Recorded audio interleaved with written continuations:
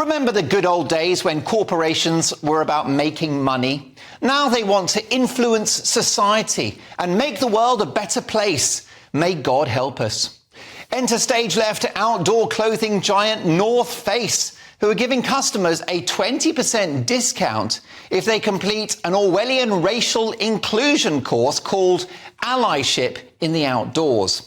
One module includes the contested concept of white privilege, with skin colour seemingly a defining factor in people's access to the outdoors. That's strange. I must have missed those racial checkpoints when I was out strolling through the Cotswolds and Cumbria. The controversial programme even urges participants to file formal complaints to their bosses if their colleagues brand them woke. There you go, a nice bit of dystopian mind control thrown in for good measure. Intellectual tyranny from a lovely, kind, sharing company responsible for producing thousands of tons of landfill-destined polyester every year. Get your colleague fired if they call you woke. That kind of political brainwashing would have even the leadership of North Korea blushing. Now, clearly there is racism in our society. It's a huge problem. But ideas like white privilege, often taught in our private and public institutions as fact, are deeply controversial. They're divisive and they are contested by many. Why? Well, because terms like white privilege are rooted in so-called critical race theory or anti-racism, which is different from what most of us think, which is that racism is bad and should end. CR2, critical race theory, anti-racism and so-called white privilege contend that you're basically racist if you have a certain skin colour. Quite the accusation. This progressive ideology is, in reality, incredibly regressive, as it sees people of colour as victims, subjugated by their white masters. And amazingly, it believes in racial segregation, whether it's theatre shows for black-only audiences, away from the so-called white gaze, or safe spaces for minority groups at university and elsewhere. Wildly patronising, of course. None of this brings people together. Black-only theatre shows directly mirror apartheid in South Africa and the horrific two-tier society of 1950s America. Racism is humanity's worst crime and remains a big problem in all societies. It must be tackled, but not with more prejudice, more segregation and more racism. Ultimately, the spirit of this bonkers campaign by North Face goes against the leader of the civil rights movement in America, Dr. Martin Luther King.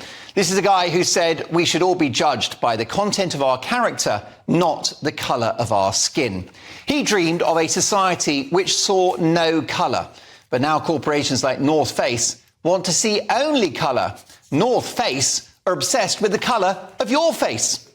One question in this creepy test for customers asks you to make a mental tally of how many black people you've seen in the countryside. Surely that's something only a horrible racist would do. Counting up people of colour. Make it make sense.